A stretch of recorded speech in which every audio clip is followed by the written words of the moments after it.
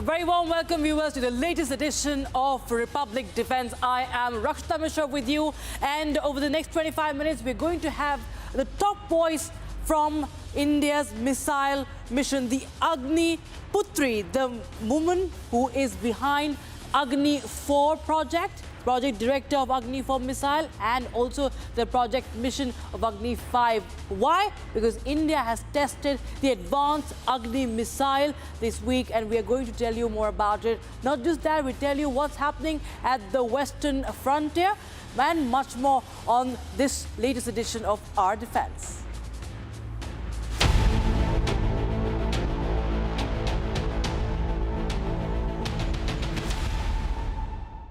Now, at a time when India is marking 1 year of Operation Sindoor, the DRDO demonstrated the fire in India's belly to boost its nuclear capabilities, to boost deterrence with the successful testing of the advanced Agni missile.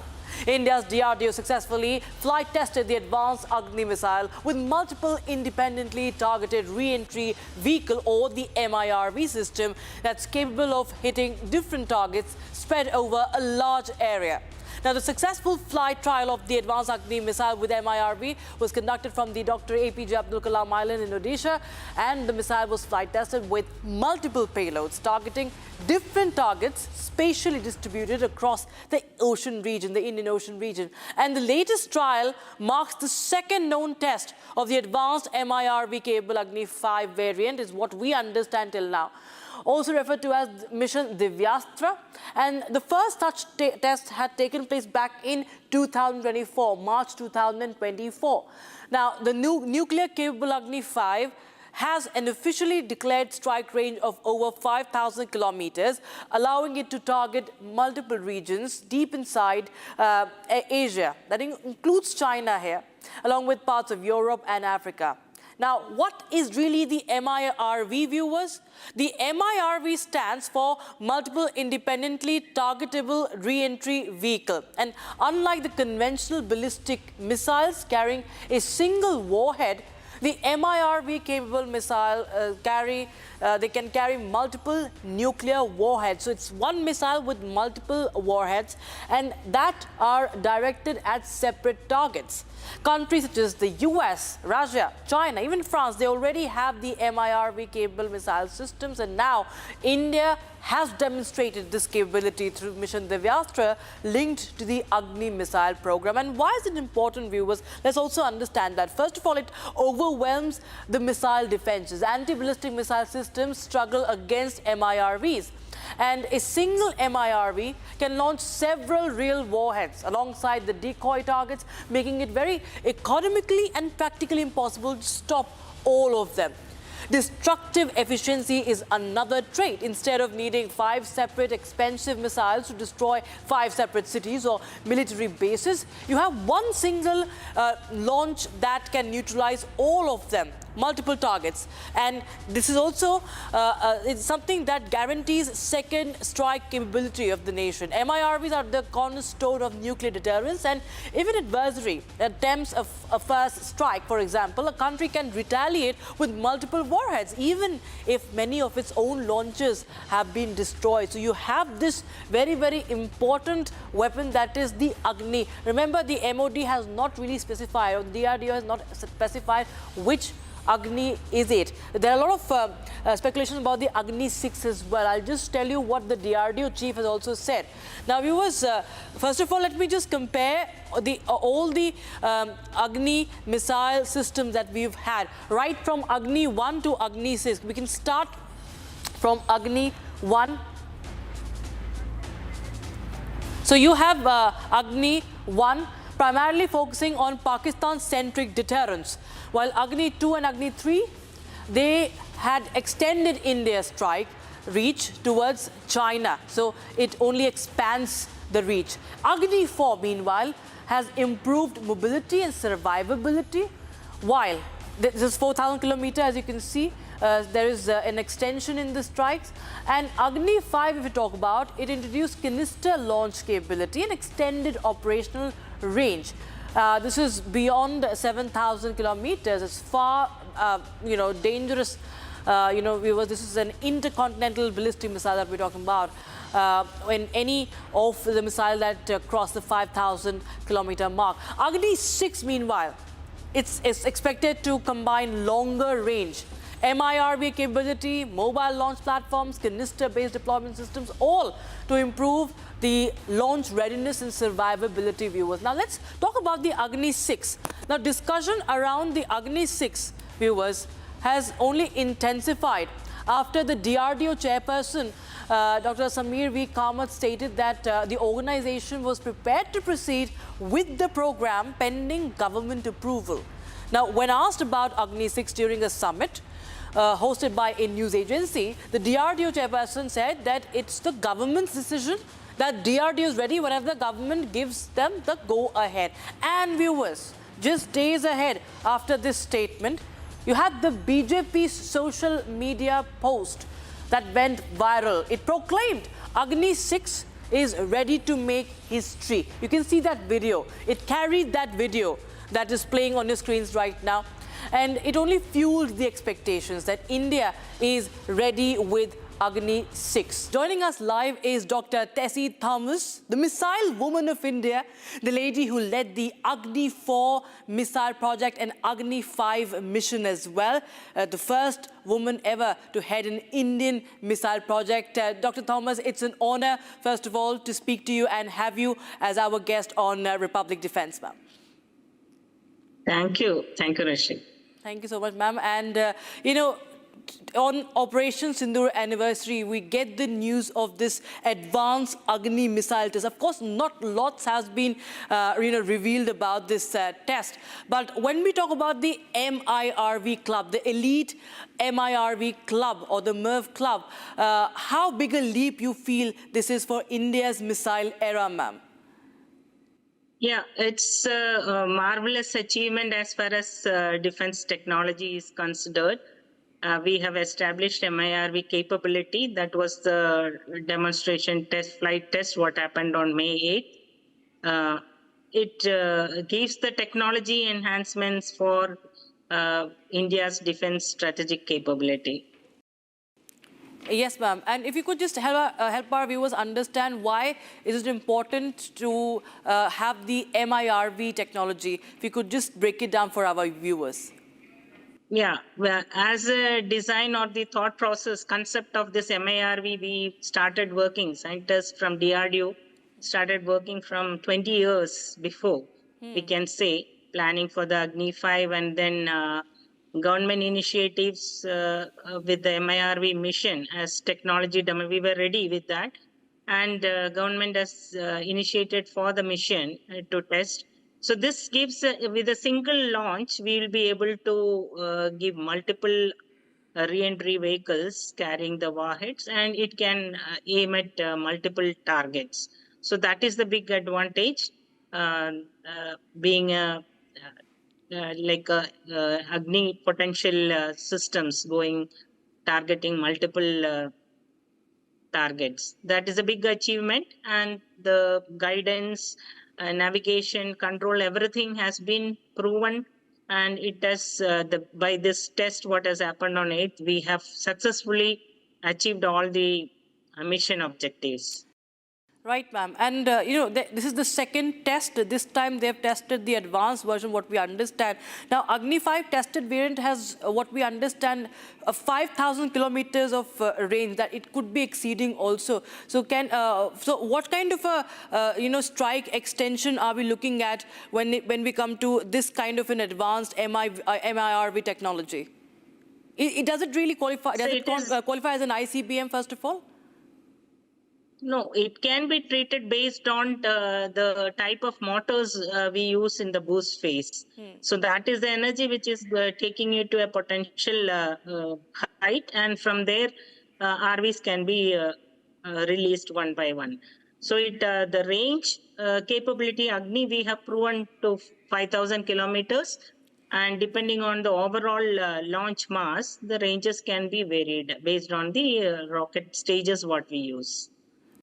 Right, ma'am. So there's a lot of talk about how it boosts India's nuclear deterrence. It talks about the second strike capability also. If you could just tell our viewers the significance of that, given the time and age that we are living in right now, and when conflict can happen, can break out any moment. So India is, we always look at no first use of nuclear weapons. And that is where the second strike capability, we are fully prepared with an accurate system which can go pinpoint and target the systems. So like Agni class of missiles as nuclear weapons, this is one hand, upper hand with respect to multiple RVs going and hitting a different location. So this is a big advantage. The guidance at reorienting to different targets all have been well established and proven with the telemetry and the recorded data. We have seen that we have completely met the requirements. So, ma'am, when we talk about advanced missile, how do you read this particular test as? Or what is new or what is unique about this particular test? Is it about operational capability, or what kind of a test was this one? Because we've had one test in 2024 as well. Yeah, here we have showing the capability of delivering multiple targets at this with a single launch. Okay. So that is after you launch one RV, then you will the post boost system with the bus. You need to reorient for the next MIRV. All those technologies and directing into different directions as well as different ranges. That capability has been proven with this demonstration. And ma'am, so this is something that could be, we can say that is deadlier than the previous Agnis. Yeah, multiple RVs of the same nature are going. So that is definitely. So the anti-defense system also has to be prepared like that. So you cannot strike these MIRVs coming, and if the decoys are also incorporated into the system, so it totally confuses the defense system which is looking at our RVs. So in that video, there's a video also which is going, this one, where you see the spiral. There's this spiral trail that one can see that has been going on, social media. What can we say about what stage could this be in? Does it talk about the stage or the kind of missile? What really, signifies with this sort of a visual map? It's not very clear to me. Maybe that the rocket booster stage going. Yeah. The trail taking the path. So it's seen at the re-entry, or it's at the re-entry. So okay. It is taking different path. That's what is seen. So like otherwise it is supposed to come a ballistic trajectory. So it is deviating. I mean, it is intended to the particular range. So it is moving in that direction. So it also talks about maneuverability. Yes, MIRVs we can look at maneuverability. Yes. So there's more unpredictability also, and it can obviously confuse the air defense systems as well. It's more stealth, we can say that. Yes. All right, ma'am. And how do you see the way this is coming in at a time when, air power is the key to battles? We've seen this all across the conflict that are happening right now as we speak. In Operation Sindoor also we saw the role of air power was, highest, like more than ever before. So you feel, ma'am, that these projects are being now expedited more than ever before in your experience, what you've seen? And how much of time does it take to build these missile projects? Because we've seen someone like Iran, a country like Iran, which is, it has a big, arsenal of ballistic missiles. It might not have the advanced weapons like that. It has drones, it has missiles as well. And what we understand, it has been working for 50 long years for this kind of a conflict that it is now participating in. If you could tell us about India's, mission and focus, and do you think that it has now even become hyper-focused now on advancing the missile system? It's not like that. We have a well-planned strategic plan for based on the geopolitical situation or the threat perception. So all these strategic systems are designed over a period of time, and then the government initiative to test these technologies when we are ready with. That is where the test happen, and our Honorable Prime Minister and the whole set of Ministry of Defense have taken up this testing, that is to prove our technology capability. So where we stand with respect to the strategic preparedness is well established. That is what we look at as these systems are concerned. And definitely there is a push with the geopolitical situation, what is happening around, from what we learned from the strategy. So we need to be prepared. And India, as far as concerned, we are self-reliant with respect to the missile technologies. That is one, we are in an advanced stage with respect to that. Yes, so that's what I was coming to, because with this test and with the advancement of the Agni missile, we see that India is, is something that is not just, someone that is a country that is emerging with its, missile power, but it's a giant leap as far as India's missile era is concerned. And we are, one of the, if you can say, the front runners as far as the, boosting our missile power is concerned, and, in fact, boasting of high-profile missiles now. Yes, we are a strong nation with a strong relation within the world, as well as we are emerging a strong economy. So we stand whereas India has a strategic capability is required. So we are there. Geopolitically, we are there with our strength. Yes, ma'am. Another thing I was curious to understand, ma'am, because not always the range is never really, always not revealed. So if you could just tell us, what is the idea? Is it to just keep the enemy, keep it secret from the enemy? Or is there anything particular that you would point out that, we never see officially on paper, the ranges are not revealed? Yeah, it's true. It is, that is the trade of any nation. So in Agni class of systems, it has a range capability. One system can go into different range capability. So that is all our, since it is not relieved, it has to remain as a secret. Right, ma'am. And we will, of course, continue to keep it a secret, but also it's important to also sometimes tell the enemy what we are capable of, and that's why we talk about nuclear deterrence also. Yeah, because that's what I said. Agni class of systems has a wide range of capability. It has a lower range to a higher range. So that is the potential. Yes. So you feel that this that can be achieved through the guidance. Okay. So you feel that this is one of the deadliest missiles right now in our arsenal? We have the BrahMos, that's a different type. And this one, of course, the BrahMos is the cruise missile. This one is also in its own type, one of the deadliest, we can say that. Yeah. Yes. Yeah, Agni is Agni. So that's the capability. Absolutely. And that's the Agni Putri who is speaking to us on Republic Defense, and we are proud to have her here.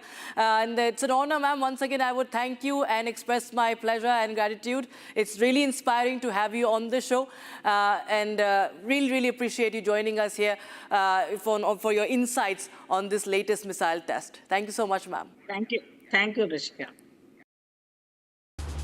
It's a stern message from India to Pakistan. The Indian Army Chief General Upendra Dwivedi warned terroristan while speaking on cross-border terrorism. General Dwivedi said that if Islamabad continues to shelter terrorists and support their activities directed against India, it would have to decide whether it wants to remain part of the geography or become part of history. And this also comes when India just marks 1 year of Operation Sindoor, a move that decimated key terror bases in Pakistan and taught the terror nation an unforgettable lesson. Listen in. I think that's in the domain of classified information.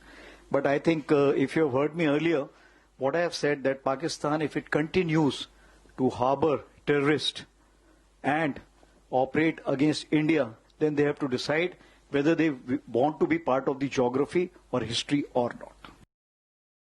And Indian Armed Forces are drawing a yet more firm line on the Indo-Pak border, the western frontier, with the deployment of the Tejas, the indigenously developed Tejas Mark 1 on the western frontier. It's a significant step in India's military modernization and, of course, the strategy on the western front. And as per the latest reports coming in, the key air bases in Rajasthan, including the Nal Air Force Station in Bikaner and the Phalodi Air Force Station, will be equipped with the Tejas aircraft. The IAF, the Indian Air Force, is actively deploying its first squadrons of the advanced indigenous Tejas Mark 1 fighter jets to forward air bases near the Rajasthan border, where we'll just tell you with the help of this map.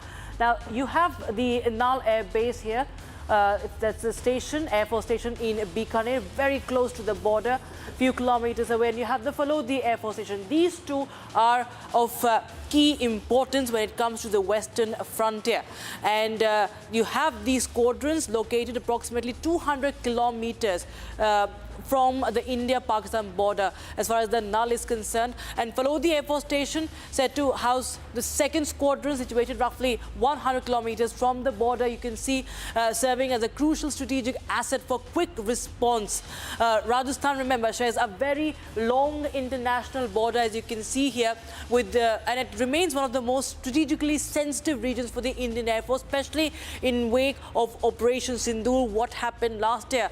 And key reasons behind this deployment, ladies and gentlemen, it includes faster response during border emergencies, better air dominance in western sectors, improved strike capabilities and stronger surveillance and also interception operations. It also reduces the reaction time against aerial threats. This also signals a major shift in India's western front air defense posture that replaces the aging MiG-21s with a homegrown platform, that is the Tejas, built for modern aerial warfare. And Mark 1A, remember, comes with several major upgrades. It includes the advanced AESA radar. We have the graphic for that, yeah. AESA radar, electronic warfare systems, beyond visual range missile capabilities, that is the BVR, and improved avionics. Also aerial refueling support and replacing the aging fleet. After the MiG-21 is replaced, the Air Force is now deploying the Tejas Mark 1 at the western front. And on the western front, the forward bases along the Rajasthan border. He landed on was the UAE. Very, very crucial visit in times of what's happening in West Asia and the impact across the globe. Was Prime Minister Modi's Air Force One was escorted by UAE's F-16 jets through the skies. A very important moment. And what's also significant to note here is that while in UAE, the Prime Minister signed key MOUs with the UAE regarding that also had defense apart from energy at its focus. And the framework was set up for defense cooperation, interoperability and the fight against cross-border terrorism as well. So cybersecurity, missiles, shipbuilding and drones were also at the center of this India-UAE defense pact. Latest edition of Our Defense, and we leave you with a glimpse into the second edition of joint military exercise between India and Cambodia. This impacts too. The exercise is underway at Cambodia's Royal Air Force Training Center and is focused on counter-terrorism operations by the UN peacekeeping forces. Thanks for watching. Jai Hind.